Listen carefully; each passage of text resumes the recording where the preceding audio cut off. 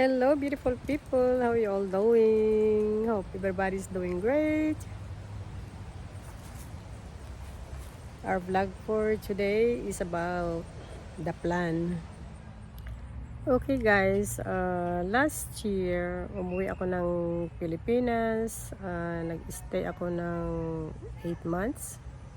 Kumuha ako doon ng apartment. Then after 8 months, bumalik ako dito sa US. Then nagstay ng 5 months and a half. Tapos bumalik uli ako ng Pilipinas.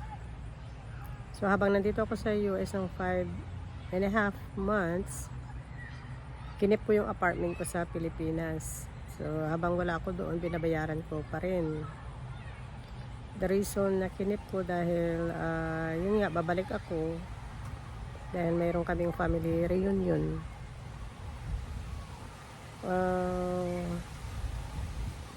Yung hindi nakakaalam, yes, I'm retired. So sinubukan kong mag-stay sa Pilipinas for a while. Then yun, yung okay naman, at least yung nakakuha ko ng sarili kong place, kasi mahirap din mag-stay sa mga kapatid dahil may kanya-kaya na rin silang buhay, and yan, may mga anak din sila at saka apo. So kumuha ko ng sarili kong apartment. So nagustuhan ko doon dahil at least nakapag-spend time ako sa kanila sa matagal na panahon na dito ako sa US. Pero bakasyon na ako doon, pero at least naka-spend time talaga ako sa kanila. So anyway, now yun, bumalik ako doon na yun, may family reunion kami. Then I stayed another 5 months and a half. So okay guys, after ng 5 months and a half, or almost, at least almost I think 6 months ako doon since bumalik ako dahil sa family reunion namin. So this was this year, February ako umuwi. Then bumalik ako ng August. So parang almost 6 months. So anyway, syempre kailangan ko rin bumalik dito sa US kasi namimiss ko rin yung mga anak ko, apo ko. So ang plano ko, so okay guys, after ng 5 months and a half, or almost, at least almost I think 6 months ako doon since bumalik ako dahil sa family reunion namin. So this was this year, February ako umuwi.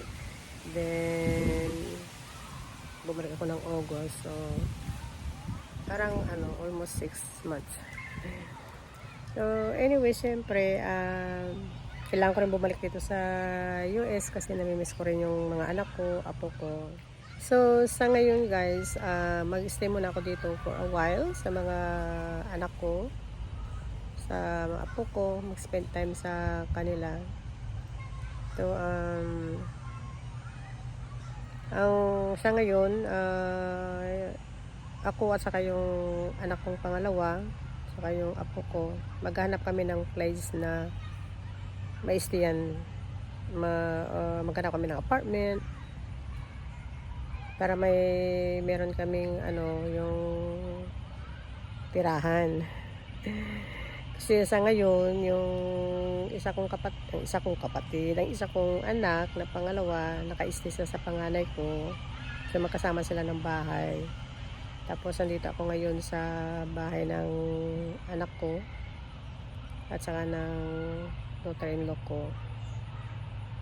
So nakahanap na ng apartment yung anak ko. So sa ngayon, ipaprocess niya kung ano ang mga kailangan. So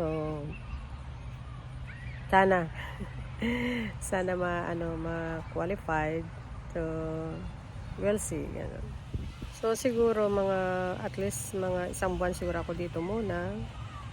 Yung minsan doon din ako sa anak kong panganay.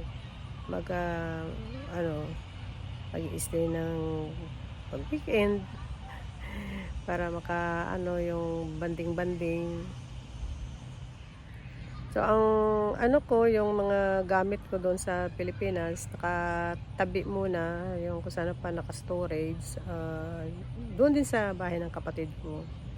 Yung isang room.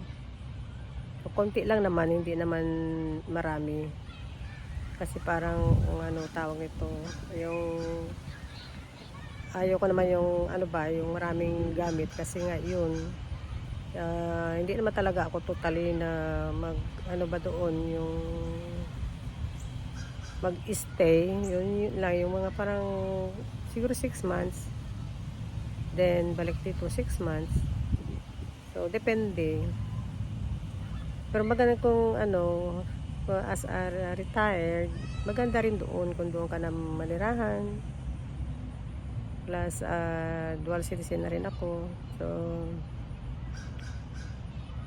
sa ngayon ano, hindi ko pa alam kung ano talaga ang plano, kung maka ano ako doon ng maliit na bahay, at least hindi na ako mag-worried kung ano tawag ito, na pag umuwi ako doon meron kang bahay na ano yung matutuluyan. Dahil iba talaga na yung may sarili kang at din doon na tirahan. O yung maganda rin ng ano, magre-renta, yun nga lang. Kung magre-renta ka, tapos pag bumalik ka dito, mag-stay ka na naman dito ng matagal, sayang lang talaga ang ibabayad mo doon. So, bagay, hindi naman, ang nirentahan ko doon na studio type na apartment, wala naman siya guys, lease. Yung parang month to month lang ang babayaran mo. At least magbigay ka lang ng 1 month kung ng ano notice kung aalis ka o lilipat ka. Mabait naman ang ano ang may-ari.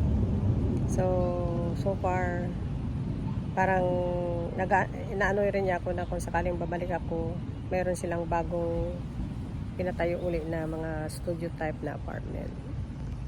So we'll see. Kung pagbalik ko kung magre-renta pa rin ako o yung mag-ano ako ng kahit na maliit lang siguro na bahay guys, na doon sa harapan ng magulang ko kung saan yung isa kong kapatid na bunso nakatira. Na siya na ngayon ang nakatira doon sa bahay ng parents namin. May space doon na maluwag sa harapan, so baka doon titingnan ko. Okay guys, I guess that's it for right now. Kung meron kayong tanong, kung anong maganda, comment below. Okay guys? So, sana nag-enjoy kayo dito sa simple kong video about my life. Okay, so you all have a wonderful day, wonderful night. God bless us all and see you later.